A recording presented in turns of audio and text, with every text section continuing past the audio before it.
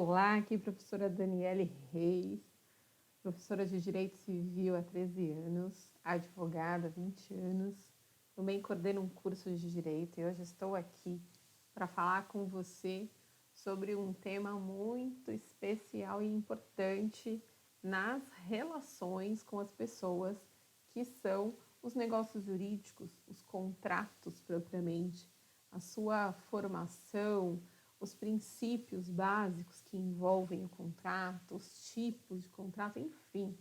Vamos fazer aqui um remember, né, do que certamente você já teve na sua graduação e pode aí se lembrar para melhor atuação na sua vida prática.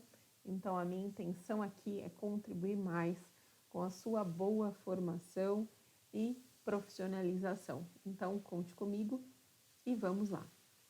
Bom, quando a gente fala de contratos, né, a primeira coisa que a gente precisa lembrar é que ele faz parte de uma classificação da parte geral do Código Civil, que são os atos e fatos jurídicos. Então, quando nós verificamos a classificação de atos e fatos jurídicos, nós verificamos que fatos, eles são quaisquer coisas que aconteçam na nossa sociedade. Então, o fato de um carro passar aqui na rua é um fato que não tem uma implicação jurídica. A partir do momento que, eventualmente, esse carro ele colide com alguém, ou ele atropela alguém, enfim, aí eu já tenho uma ligação do fato com o direito. Por quê? Porque, no geral, eu tenho consequências jurídicas, tá? Então, quando nós falamos de fato mais direito, nós temos o fato jurídico. E mais do que isso, fato ele pode ser ordinário, comum, né, da natureza, e ele pode não ser da natureza e sim humano. Então, nós temos fatos naturais e fatos humanos. Nos fatos naturais, nós temos esses fatos ordinários, comuns da natureza, mas também nós temos fatos extraordinários, que não são tão comuns, mas que podem ter um impacto importante jurídico. Então, por exemplo, os fatos naturais, eles todos têm a ver com o tempo, né? Então, os fatos naturais ordinários têm relação com o tempo. O nascimento, a morte de alguém, a emancipação de alguém, a contagem de um prazo dentro de um contrato, dentro de um processo, tudo isso são fatos ordinários que o homem não tem ação propriamente. Quando eu tenho fatos extraordinários, eles extrapolam, então, com o próprio nome a gente já pode inferir isso, eles extrapolam o que seja o comum, mas ainda assim estão ligados à natureza. Portanto, a gente pode ter enchentes, né, terremotos, tsunamis. É lógico que cada um dentro da própria natureza, né, territorial, geográfica, que se envolve, por exemplo, tsunamis no nosso país, não é uma coisa que ocorre. Pode vir a ocorrer, mas não é uma coisa que ocorre comumente. Mas outras coisas sim, tipo um ciclone, um miniciclone, né? Diferente, por exemplo, nos Estados Unidos, que tem muito furacão. Então, enfim, são situações excepcionais.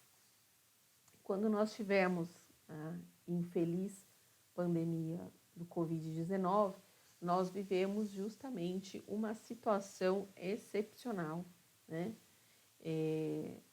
Natural, que inclusive envolvia o 393 do Código Civil, caso fortuito força maior, porque era algo que eu não podia impedir, eu não tinha ação sobre isso, né? Não tinha como, eu já previa, ninguém previa que isso ia acontecer, então já começa por aí, é totalmente imprevisto. Mas quando ele começou a acontecer lá na China, né, enfim, a gente viu que começou a se espalhar, se previu que ele poderia chegar no Brasil, mas já não tinha mais como impedir, né? Então já estava espalhado, então você não tem como impedir a sua ação. Então, ou ele é imprevisível, ou é impossível o seu impedimento, enfim. Isso é caso fortuito força maior, isso tem a ver com um fato jurídico natural, porque teve impactos, né? Houveram impactos jurídicos muito importantes, muito relevantes na nossa sociedade. E nós temos os fatos humanos. E aí, dentro dos fatos humanos, nós temos o ato-fato, em sentido estrito, nós temos o ato-fato, o ato em sentido estrito, nós temos o ato-fato jurídico e nós temos o negócio jurídico. E é nele que eu gostaria de focar aqui, porque a partir desse nascedouro, né, nos atos e fatos jurídicos, especificamente o negócio jurídico, é que a gente caminha para o nosso tema de hoje, que são os contratos, que são as regras gerais desses contratos, né? Porque sem conhecer essas regras gerais, esse nascedouro e essas regras gerais, nós não conseguimos identificar a natureza jurídica de um determinado contrato ou outro. Aliás, a classificação, a natureza jurídica de um contrato, ele pode mudar por um simples item, vamos colocar dessa forma, e automaticamente modificar toda a sua espécie, né? Eu vou falar disso já já. Então, o que é negócio jurídico? Negócio jurídico, então, é um ato humano, portanto, tem manifestação de vontade. E especificamente com relação ao negócio jurídico, eu tenho manifestação de vontade bilateral que visa criar, modificar ou extinguir relações jurídicas. Este é o conceito base dos negócios jurídicos. Tá? Vou repetir, manifestação de vontade bilateral.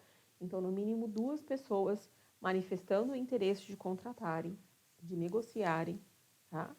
Manifestação de vontade bilateral que visa criar, modificar ou extinguir relações jurídicas. São relações jurídicas, direitos e obrigações. Ok? Então, esse é o conceito básico de negócio jurídico, que é o conceito básico de contrato. Porque o maior negócio jurídico que nós temos são os contratos. Tá? Então, o melhor exemplo aí são sempre os contratos. Portanto, vamos seguir para eles. Quando nós temos os negócios jurídicos, existe uma regra muito importante que está posta lá no artigo 104 do Código Civil, que tem toda a relação com o importante civilista que foi Pontes de Miranda. Pontes de Miranda, ele criou a famosa escada que leva o seu nome, escada ponteana, que visa identificar a validade do negócio jurídico dentro do nosso ordenamento. Então, nós temos, num primeiro degrau dessa escada, elementos que ele denominou como elementos de existência do negócio jurídico. Então, para um negócio jurídico existir no mundo jurídico, primeiramente, eu preciso de agente, ou seja, de partes, eu preciso de vontade, eu preciso de forma, alguma forma, e eu preciso de um objeto. Antes de analisar qualquer outra coisa. A partir do momento que eu verifico estes elementos de existência no negócio jurídico, aí eu posso avançar para o degrau seguinte. Porque tendo esses elementos, o meu negócio jurídico, ele é existente. Se faltar qualquer um desses elementos, eu tenho inexistência e eu nem avanço. Ou seja, se eu tiver inexistência do negócio jurídico pela falta de um desses elementos, eu não tenho negócio jurídico. Então, eu nem preciso avançar nessa análise. Agora, a partir do momento que eu cumpro esses 4 elementos, tá? Eu avanço para a etapa seguinte, para o degrau seguinte, que é o degrau da validade.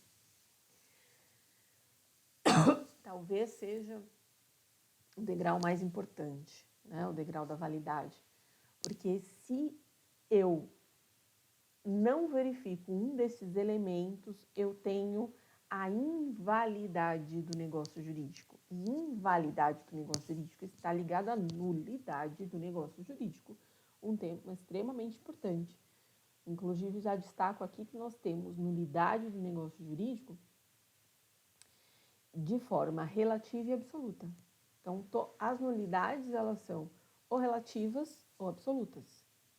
Nulidade relativa é aquela que cabe, o vício ainda pode ser sanado, perfeito? E a nulidade absoluta não sana. Na nulidade relativa, o vício está entre as partes. Na nulidade absoluta, ofende a ordem pública. Ok? Ambas podem ser alegadas de ofício. A nulidade absoluta, ela é imprescritível. A qualquer momento pode ser alegada.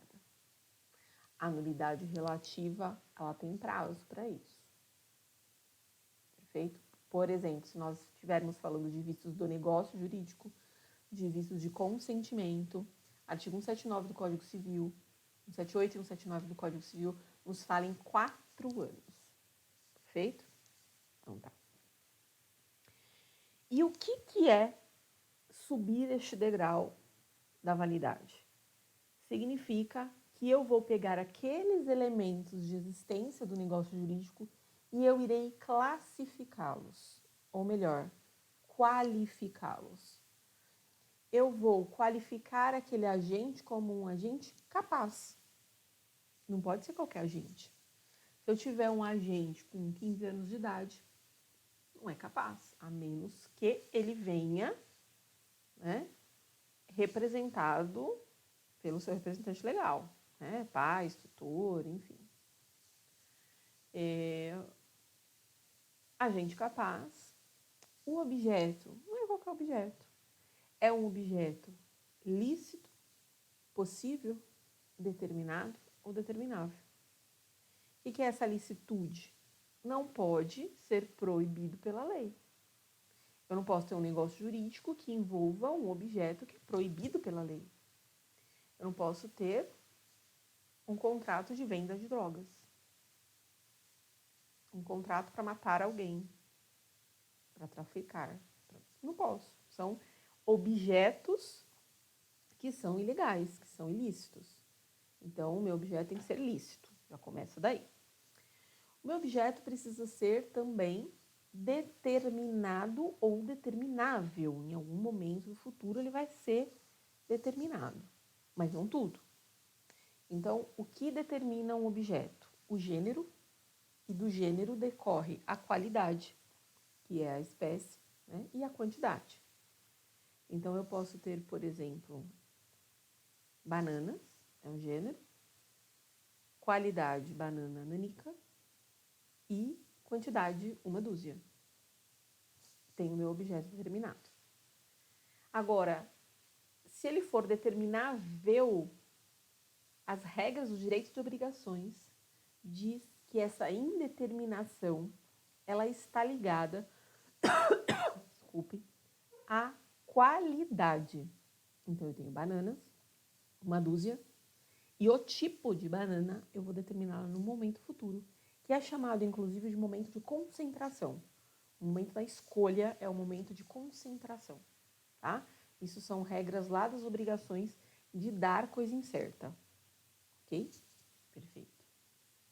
Existe, lógico, o contrato que nós chamamos de aleatório na compra e venda, que aí sim eu envolvo outro elemento de indeterminação, que não é o gênero, que não é a espécie, e sim a quantidade, tá? Mas são contratos específicos da compra e venda. Perfeito? Ok. Agente capaz, objeto lícito, possível, determinado ou determinável. Forma. Prescrita em lei ou não proibida.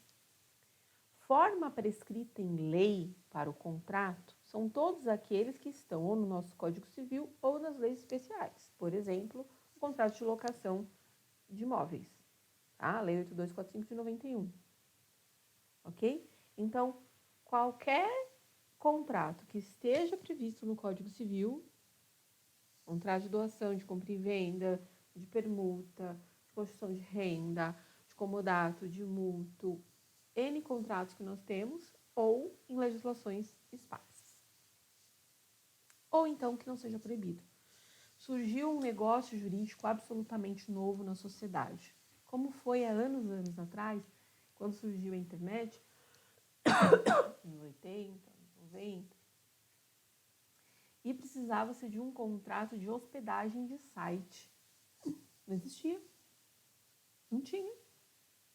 Mas era uma modalidade de prestação de serviço. Então, a gente pega as regras por analogia da prestação de serviço, cria um contrato de hospedagem de site, o objeto é lícito, se as partes forem capazes, objeto lícito, partes capazes, vontade livre, a forma ela pode estar prevista na lei ou não proibida. E não estava. Então, eu posso criar o que for. Quando surgiu a necessidade de uma nova modalidade de garantia, por exemplo, porque a fiança estava sendo muito onerosa para as partes, né? Muito difícil, às vezes, de concretizar um contrato com fiança. E aí apareceu a modalidade do seguro-fiança. O que fizeram aqui? Criaram o que eu falo para os alunos que é um monstrinho jurídico. Criaram um monstrinho jurídico, neste caso específico, pegaram um pouquinho de seguro, um pouquinho de fiança, misturaram e criaram um contrato novo. Muito, muito utilizado hoje em dia na sociedade, necessidades da sociedade. Então, criou-se esse contrato, que é extremamente utilizado, por exemplo, nos contratos de locação, e pode ser utilizado em qualquer outro tipo de contrato. Que mais? Objeto. Lícito, possível, determinado, determinável, agente capaz, forma prevista na lei ou não proibida. E vontade livre. Vontade livre é vontade sem vícios, é vontade sem mácula. Então, aqui nesse ponto, a gente fala da manifestação de vontade que pode ser expressa ou tácita, tá? Manifestação de vontade expressa ou tácita. Quando eu falo de expressa, escrita ou falada, ou tácita gestual, que leva a crer que houve um contrato. Perfeito. É lógico que no direito civil nós já sabemos que a forma tácita e forma verbal são frágeis. Então, o ideal é a forma escrita, que ainda assim pode ser questionada a depender de tudo que envolve o contrato, especialmente com relação à função social do contrato, que eu vou mencionar já já. Muito bem.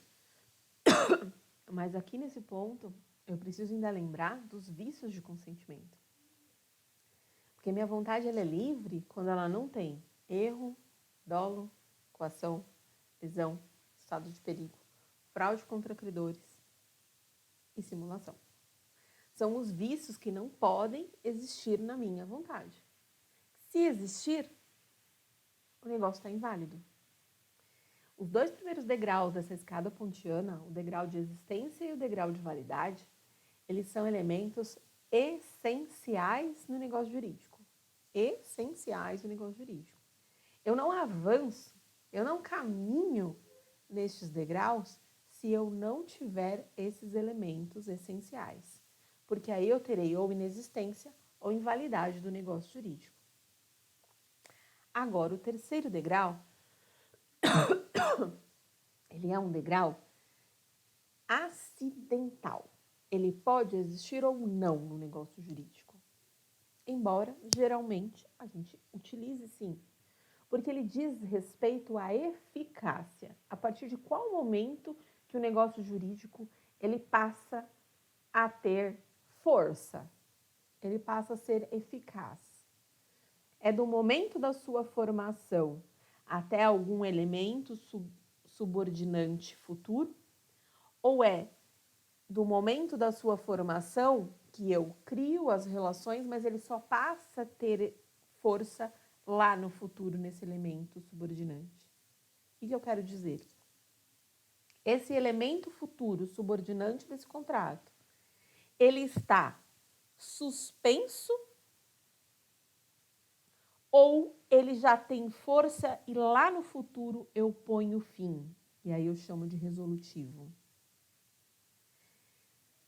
Os elementos subordinantes, eles são chamados de termo, condição e encargo.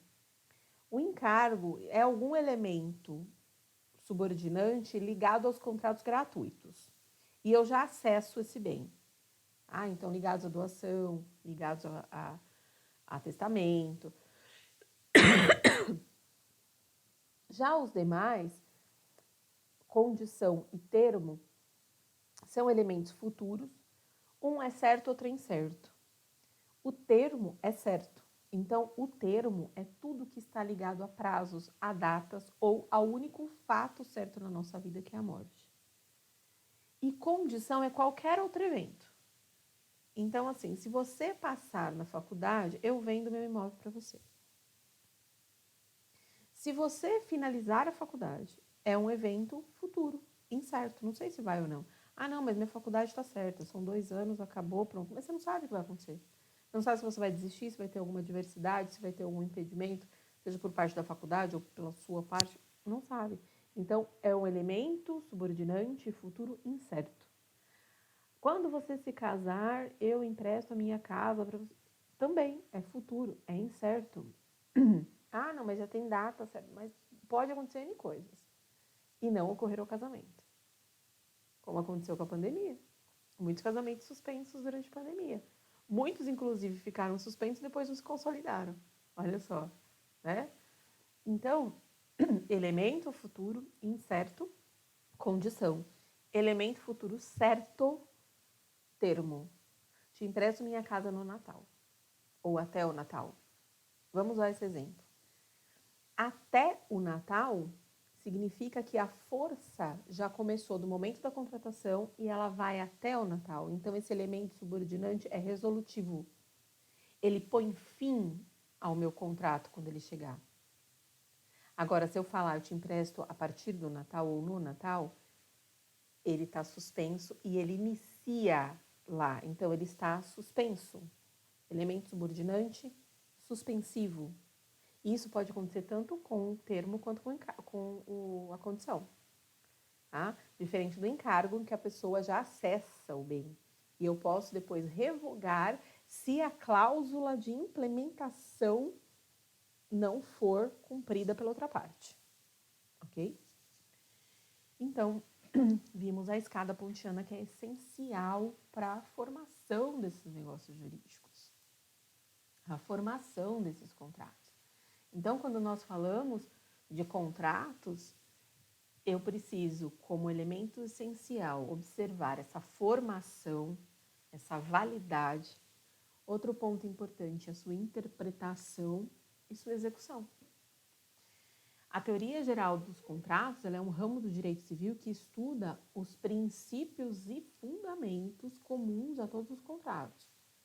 Então, tudo que a gente está falando aqui vai servir para qualquer tipo de contrato, inclusive até em outras esferas, em outras áreas. Por exemplo, tudo que a gente fala aqui de regra geral dos contratos, ela se aplica aos contratos do direito do trabalho, nos contratos administrativos. Lógico que cada um vai ter suas peculiaridades, mas as regras gerais, os fundamentos que a gente vê aqui, são comuns a todos os contratos, ok? Abrange, então, os elementos essenciais desses contratos, a formação, a interpretação, a eficácia, que eu acabei de mencionar, a extinção, os direitos e obrigações que envolvem essas partes envolvidas, tá? E tudo isso está sedimentado na lei para estabelecer esses parâmetros que são gerais e aplicáveis aos contratos como um todo. Então, serve como uma forma, a teoria geral, de condensar esses elementos básicos e os princípios que são inerentes aos contratos. Falando em princípios que são tão importantes no nosso direito, vamos relembrar que princípio é a essência de alguma coisa, é um valor abstrato.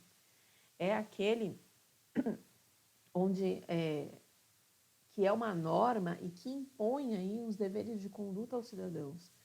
São também fonte do direito. A gente, quando lembra em fonte do direito, a gente lembra de cara na lei, pelo nosso ordenamento, né? De civil law. Mas os princípios são fontes do direito, é um valor social que surge, que cresce, que se desenvolve na sociedade, né? E aí, a partir desse momento, ele passa a ganhar uma relevância muito importante. Então, quais são esses princípios básicos de teoria geral dos contratos? O primeiro deles, o princípio da liberdade de contratar, que também é chamado de autonomia privada ou autonomia da vontade.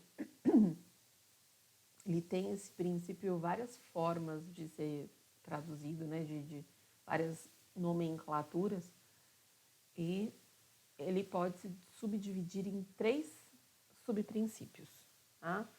O princípio da liberdade de contratar propriamente dita, onde ninguém é obrigado a contratar o que não deseja. Exceções de algumas situações obrigatórias pela sociedade, como o seguro DPVAT, né? Que é um seguro obrigatório por lei, e aí, nesse caso, a lei se sobrepõe ao princípio.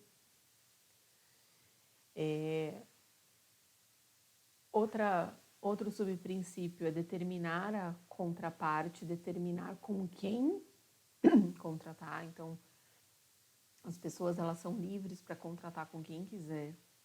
E, novamente, tem exceções aplicáveis, como a imposição do CDC aos fornecedores, que não podem se negar de vender um produto para um determinado consumidor que deseje pagar à vista, em dinheiro. Também concessionárias de serviço público que não pode escolher com quem contratar. Então, esse princípio da liberdade se subdivide também nessa determinação da contraparte e se subdivide na liberdade de determinar o conteúdo do contrato, a liberdade de escolher o objeto do contrato, limitado pela lei, lógico, pela licitude, que nós já mencionamos no 104 do Código Civil. Não se pode estabelecer um contrato cujo objeto é ilícito, isso já dissemos antes. Outro princípio, né, não subprincípio, então o primeiro princípio da liberdade de contratar, ou chamado de autonomia privada, ou de autonomia da vontade. Só um parênteses antes de passar para o próximo, muitos doutrinadores dizem que esse princípio hoje em dia ele está muito mitigado, diminuído. Por quê? Porque nem sempre a gente tem autonomia absoluta, né? O seguro DPVAT é um exemplo que nós mencionamos. As concessionárias de serviço público com relação à energia elétrica, por exemplo. Você está estabelecido numa determinada cidade, tem uma que te fornece. Você não pode escolher, né? Mesmo dentre as possibilidades de companhias de telefone, de celular, de internet, muito pouco. Está resumida a 2, 3, 4 no máximo prestadores. Então, é muito pouco para toda a população. Então, essa liberdade ela está cada vez mais diminuída. E isso é ruim, porque a outra parte, que não é a hipossuficiente da relação, muito pelo contrário, é a hipersuficiente da relação, ela cresce. E, consequentemente, ela faz o que quer. Não é assim? Então, é bastante discutível tudo isso, para que a gente tenha sempre uma maior proteção dessa parte mais vulnerável. Mesmo que a gente esteja falando aqui, fora do CDC, mesmo que a gente esteja falando dentro das relações civilistas, tá? Segundo princípio que eu quero destacar, né, dentre os princípios básicos da teoria geral dos contratos, a força obrigatória dos contratos, o famoso pacta sunt servanda, né? Pacta sunt servanda, os contratos devem ser cumpridos. Os contratos eles são considerados obrigações pela força obrigatória que lhe é atribuída. Não é um princípio absoluto, porque também é mitigado por outros princípios. Não foi dado a esse princípio um tratamento concreto também pela lei, mas pode, portanto, relativizar com base na própria lei, até mesmo em um outro princípio. Tá? Por exemplo, o princípio da função social dos contratos, ele relativiza a obrigatoriedade dos contratos. A forma como o contrato foi, o momento em que o contrato foi firmado, tudo que está em torno daquelas partes no momento da formação do contrato, ele influencia essa formação. Então, por mais que eu diga, você assinou, força obrigatória do contrato, se eu tiver uma função social mais forte, a função social se sobrepõe à força obrigatória dos contratos e essa, portanto, é relativizada. Tá? Outro princípio básico da teoria geral dos contratos é a relatividade dos contratos, né, das convenções contratadas. Então, via de regra, os contratos eles geram efeitos só para as partes contratantes. Novamente, não é um princípio absoluto, já que o próprio Código Civil ele traz hipóteses de intervenção de terceiros no contrato, tá? Como, por exemplo, pessoa declarar é uma cláusula que pode estar inserida num contrato. Eu contrato contigo, insiro a cláusula pessoa declarar lá na frente, essa pessoa se apresenta e ela assume a posição, um terceiro no contrato. Nós temos regras que extrapolam dentro da boa-fé mesmo, contratual, que extrapolam as partes. Né? Nós temos um caso muito emblemático do Zeca Pagodinho, que sempre foi a vida toda garoto propaganda da Brahma. Vocês devem ter ouvido já falar desse exemplo, mas só para ratificar a força aí desse princípio da boa-fé e da não relatividade dos contratos, né? Então, da exceção disso que eu estou falando. Então, que via de regra, os contratos se impõem somente entre as partes, mas estou dando um exemplo onde isso pode extrapolar. Então, ele sempre foi o garoto propaganda da Brahma, mas veio a Skin Cariol, o contrator, né? E ele estava no meio do contrato da Skin, quando a Brahma veio de novo e o assediou para que ele saísse, e ele quebrou esse contrato. Óbvio, ele teve que indenizar a Skin Cariol, mas os advogados da Skin pegaram o gancho e falaram, opa, peraí. Quando a Brahma vai e assedia ele para que ele rompa o contrato, ela é um terceiro que está se impondo aqui e não pode. Má fé desse terceiro. E ganhou. A Brahma teve que indenizar a Skin. Então, veja que não só contrato com pessoa a declarar, contrato, promessa de fato de terceiro, que são terceiros que estão impostos só na própria lei civil, mas também temos outros princípios, jurisprudências, entendimentos, em onde a gente pode relativizar esse princípio da relatividade dos contratos, onde só as partes é que respondem lá entre si. E nós temos, então, esses são os princípios básicos gerais de contratos, mas nós temos os princípios sociais. Então, o Código Civil de 2002, ele estabeleceu como valores básicos da lei e da sociedade a eticidade, a moralidade, são deveres anexos da boa-fé, inclusive, né? A informação, a cooperação, a ética, solidariedade como um todo, que também esse princípio da solidariedade está consolidado lá na Constituição Federal, artigo 3º, inciso 1º. Então, o Código Civil ele foi feito para explicitar esses valores. Tá? E os princípios sociais, eles estão previstos em lei, a diferença dos princípios tradicionais. Então, quais são esses princípios sociais e qual a sua importância na teoria geral dos contratos? O primeiro deles é a função social que eu mencionei há pouco. Está previsto lá no 421 do Código Civil e fala o seguinte: a liberdade de contratar será exercida em razão e nos limites da função social do contrato. Trata-se de um conceito de difícil definição, né? Porque liberdade de contratar será exercida em razão e nos limites da função social do contrato. Os contratos, eles servem para regulamentar as ações das pessoas, as atividades das pessoas, fomentar a segurança jurídica, as relações contratuais. E essa proteção tem que estar dentro de valores de ética, de moralidade e socialidade. Porém, a função social deixa um campo aberto para todas as variações que envolvem a contratação.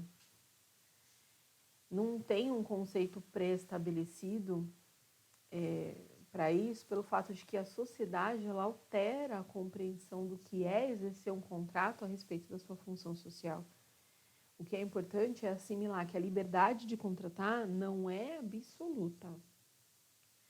E ela encontra limites na função social do contrato.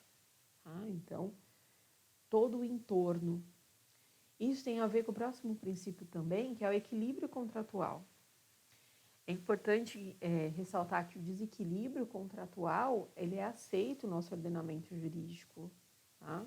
Os contratos eles podem ser onerosos. Por outro lado, os contratos são inaceitáveis quando representam lesão, estado de perigo ou quando são excessivamente onerosos. Não basta para isso que haja qualquer desproporcionalidade no contrato para que ele seja invalidado, mas que seja um pacto manifestamente desproporcional. Então, a desproporção ele pode existir, desde que contratado conscientemente, livremente entre as pessoas. O que não pode é extrapolar, porque aí estaria dentro, por exemplo, da lesão. Tá? E aí, quando gera um prejuízo muito grande para outra parte, eu posso questionar a validade desse contrato. Aí sim eu falo de desequilíbrio contratual. Outro princípio muito importante é a boa-fé objetiva. Todos que contratam com alguém acreditando que a outra parte também está agindo de boa-fé. Acreditando que a outra parte está com os mesmos deveres de lealdade, de probidade, de honestidade que envolvem a contratação. Tá? Então, a análise da conduta do ato praticado sem preocupação com relação ao sujeito, ela é a boa-fé objetiva. Eu não preciso analisar subjetivamente. Então, requisitos objetivos sempre são mais práticos para a determinação, né? Os subjetivos já não, são mais difíceis de apurar. Então, por isso que o Código Civil trouxe a regra da boa-fé objetiva, tá? Independente do sujeito. Não tem uma análise do estado de consciência desse sujeito. Eu só vou apreciar a conduta com base no que seja o ideal do cidadão médio. A boa-fé objetiva, ela está aplicada no 113 do Código Civil, que é uma regra importante de interpretação dos contratos, no 187, que fala de regra de abuso de contratos, no 422, que é a regra de aplicação dos contratos do Código Civil. Tá? Então, a gente verifica a boa-fé objetiva em vários dispositivos do Código Civil que a gente não verificava antes. O Código Civil de 1916 não existia.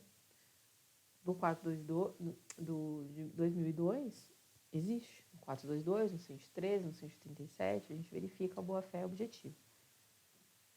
Ele tem uma proximidade muito grande com a função social, já que representa o exercício de direito conforme o que rege a sociedade, os ditames da sociedade. Tá?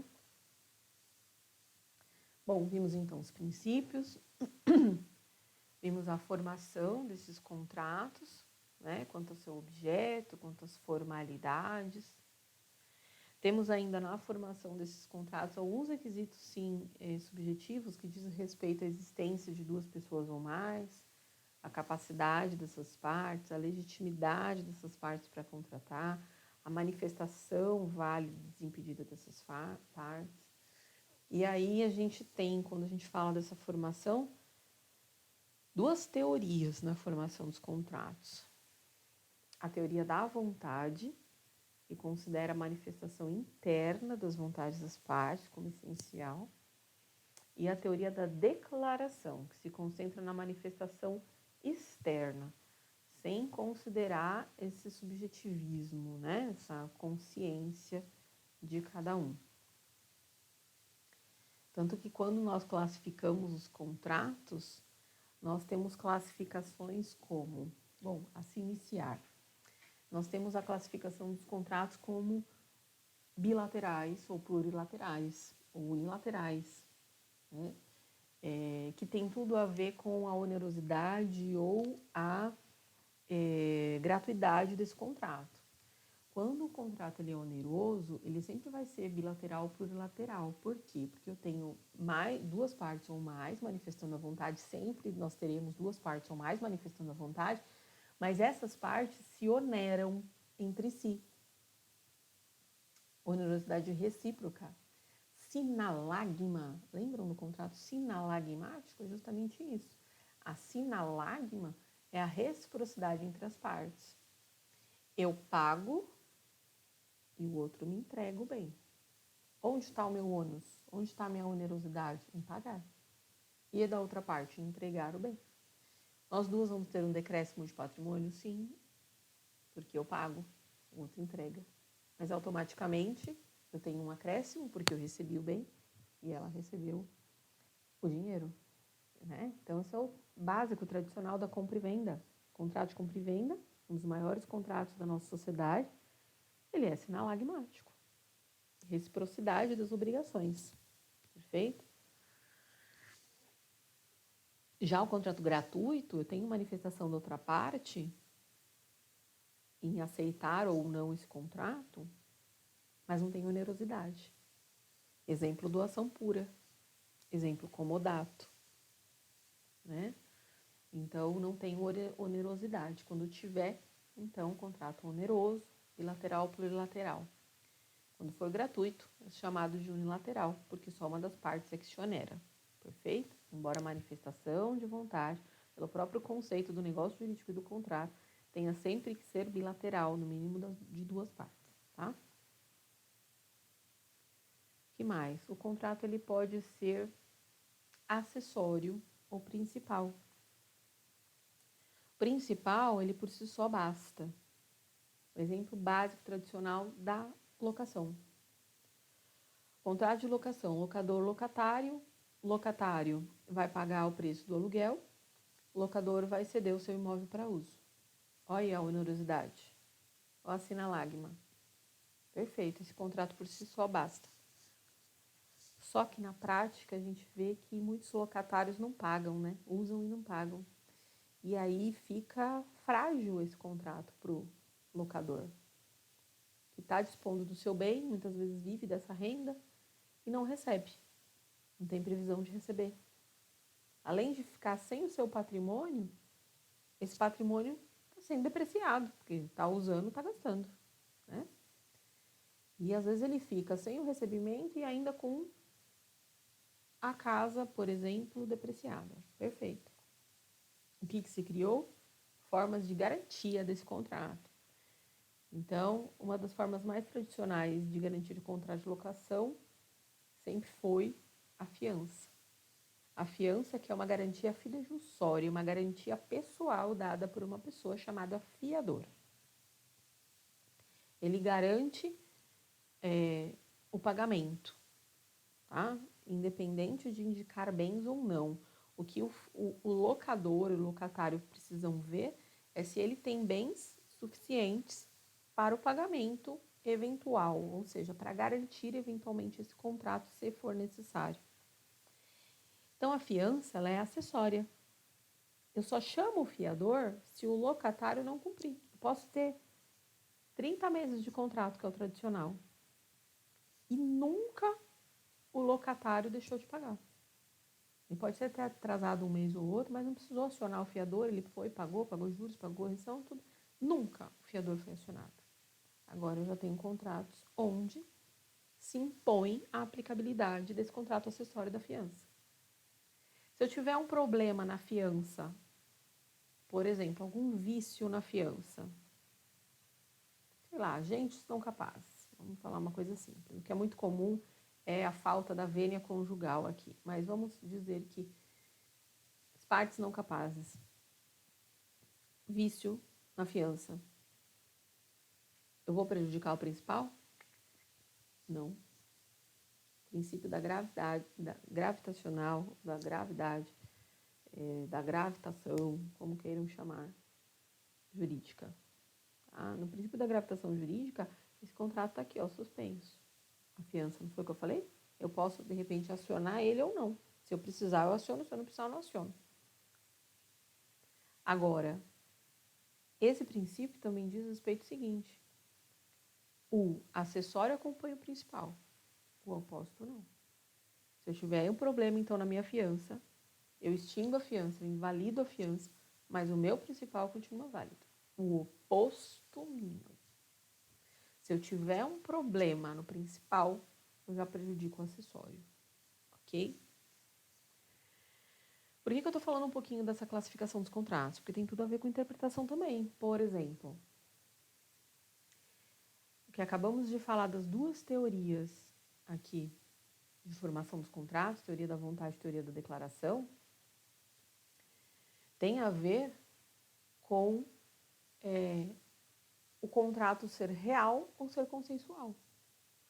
A maioria dos contratos são consensuais, basta a declaração de vontade para ele estar formado. E eu não tenho formalidades específicas.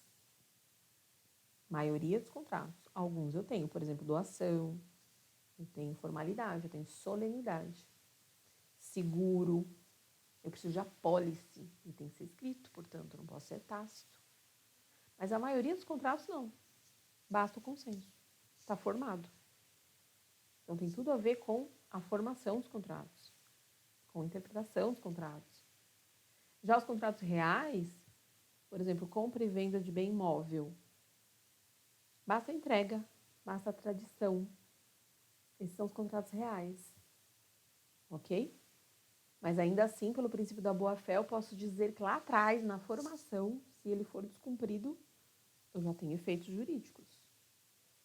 Se o contrato ele é contratado, ele é prometido, vamos nem dizer contratado, se ele é prometido pelo princípio da boa-fé e ele é descumprido por uma das partes e eu tenho consequências jurídicas, eu tenho perdas e danos, cabe indenização.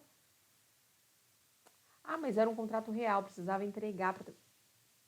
Cuidado, porque pode ter aí uma relativização dessas regrinhas, né?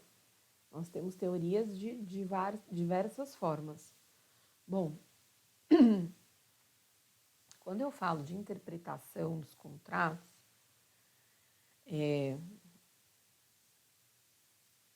eu tenho interpretação contratual em diversas situações. Por exemplo, né? Separei algumas aqui para vocês.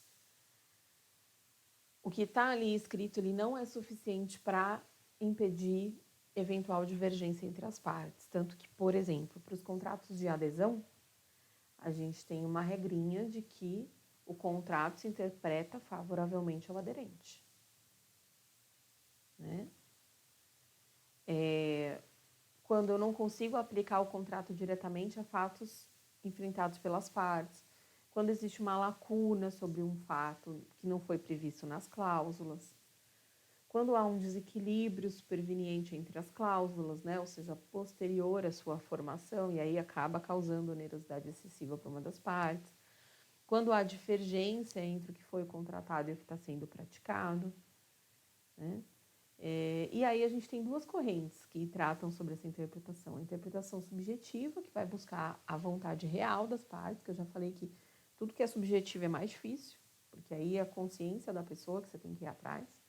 E a objetiva, que aí interpreta o contrato de acordo com o que nele está escrito, pactuado, e aí considera o que foi escrito, que o que foi escrito é a real vontade das partes. Tá? A interpretação contratual é utilizada no nosso ordenamento jurídico, que busca a vontade real aí entre as partes. E o alicerce inicial das expectativas sobre ela, o que foi construído, tá? Então, o nosso Código Civil, ele inicialmente ele traz um fator preponderante na interpretação dos contratos, que são regidos por ele, que é a aplicação do princípio da boa-fé contratual, que eu já mencionei para vocês do artigo 113. Então, a busca da vontade conjunta das partes ao firmar o contrato, ela é a mais importante. E não a vontade individual de cada um, tá? Então, é aquilo que eu disse, parte do pressuposto de que as partes estão contratando livremente e estão contratando de forma honesta, proba, tá? Eu parto do pressuposto que são todos honestos, de boa fé. Assim como eu parto do pressuposto lá no penal de que todos são inocentes até que se prove o contrário, né? E aí eu tenho também algumas regras práticas que eu preciso observar na interpretação dos contratos de modo geral. A melhor maneira de apurar a intenção dos contratantes é verificar o modo pelos quais eles vinham executando esse acordo comum. Se tinha uma liberalidade por uma das partes, tá? Até porque eu posso ter cláusulas, situações, né, modalidades que identificam um certo abuso de direito, por exemplo, né? Porque se eu estou numa prática reiterada com a pessoa e eu mudo isso, é abuso de direito. Então, observar como elas vêm contratando, isso é importante para a interpretação na prática. As cláusulas contratuais, elas não podem ser interpretadas isoladamente, mas sim em conjunto com as demais. Qualquer obscuridade imputada a quem redigiu essa estipulação, porque havia a chance de ser mais claro e não foi. Então, por isso, daquela regrinha de que os contratos de adesão são interpretados de forma favoravelmente ao aderente, porque não foi ele que redigiu. Na cláusula suscetível de dois significados, interpretar a intenção em que pode o executado, né, pode ser executado. Então, aqui é aquela regra de interpretação de que sempre mais favorável ao devedor. Tá? Até por princípio de conservação e de aproveitamento do contrato. Se tem uma contradição entre uma cláusula impressa e uma outra personalizada, prevalece essa impressa em detrimento de uma outra. Quando a gente fala impressa, a gente quer dizer digitada, criada ali pelas partes, né? As cláusulas duvidosas, elas são interpretadas em favor de quem se obriga, que é essa regrinha de proteção do devedor. Então, essas são umas regras práticas que acontecem no nosso dia a dia, mas além dessas interpretações gerais, a gente tem que se atentar para interpretações aplicadas em virtude de outras modalidades de contrato, tá? Exemplos, contratos na relação de consumo, que sempre vou proteger o consumidor e a parte vulnerável da relação. Tanto que a regra do contrato de adesão que eu mencionei, ela vem do CDC, né? E temos também outros elementos, inclusive subjetivos, que vão ser levados em conta para a interpretação. Por exemplo, o nível de conhecimento técnico do contratado, o nível de experiência naquele tipo de contrato, o equilíbrio econômico entre as partes, o grau de dependência de uma parte em relação à outra. Então, essas características subjetivas, elas podem e devem ser levadas em consideração para uma boa interpretação do contrato, ok? Bom, e por fim, a extinção dos contratos, né? Como eles se extinguem. Lá no 472 até o 480, a gente fala dessa extinção dos contratos. E aí a gente tem o distrato, a cláusula resolutiva, a exceção do contrato não cumprido e a resolução por onerosidade excessiva. A primeira parte, né, ela cuida da resolução do contrato por meio da figura do distrato, que pode ser bilateral ou unilateral. Na verdade, quando nós falamos de distrato, essa parte a gente está falando da resilição, né? E a resilição é que pode ser unilateral ou bilateral. Então, a resilição unilateral, ela é a denúncia, a revogação, a renúncia. Revogação e renúncia são muito comuns no contrato de mandato. A denúncia, ela é muito comum, todas elas unilaterais, tá? Ela é muito comum no contrato de trato sucessivo, aquele contrato que se perpetua mês a mês. O contrato de locação. Quando eu não quero mais, estou no contrato de locação, já estou fora, estou lá no prazo indeterminado de contrato, não no prazo determinado, tá? Eu posso denunciar esse contrato, não quero mais, ok? Isso é resilição unilateral, tá? Na modalidade de denúncia, de revogação, de renúncia, que ocorre nos mandatos. a revogação em contratos de enfiteus, enfim, tá?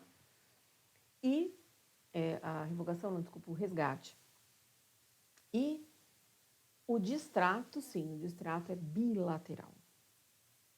Eu e você contratamos e eu e você não queremos mais. Então, nós fazemos um distrato, é como um acordo, tá? Quando é bilateral, então, as partes estão de acordo com o fim do contrato.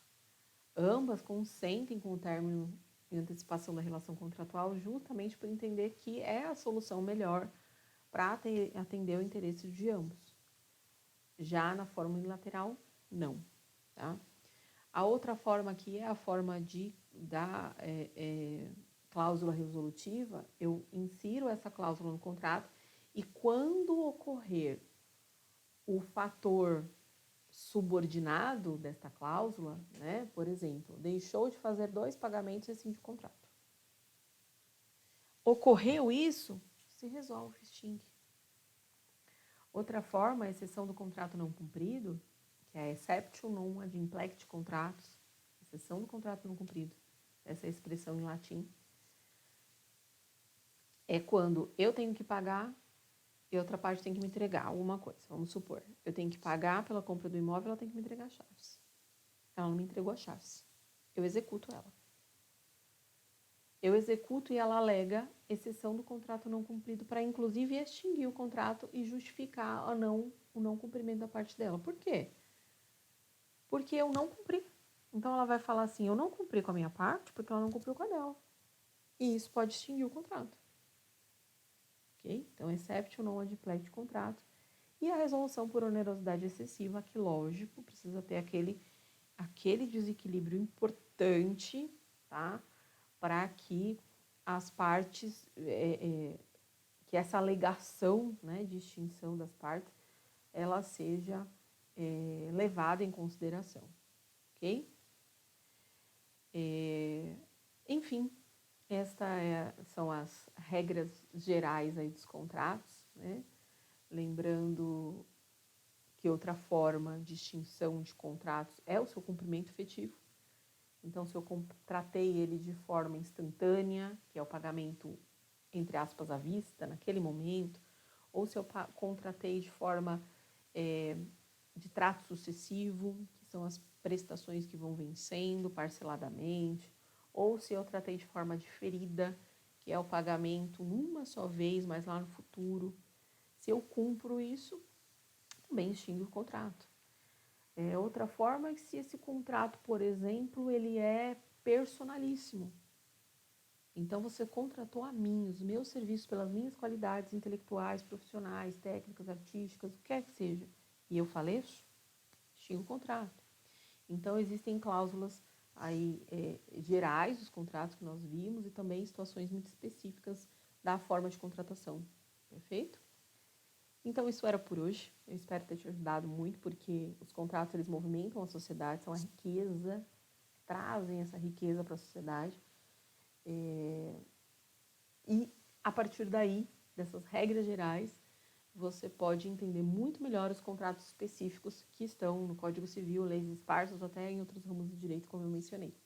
Perfeito? Sucesso para você!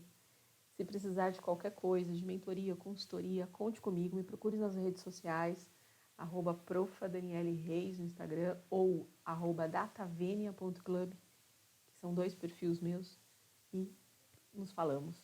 Um grande abraço e até mais.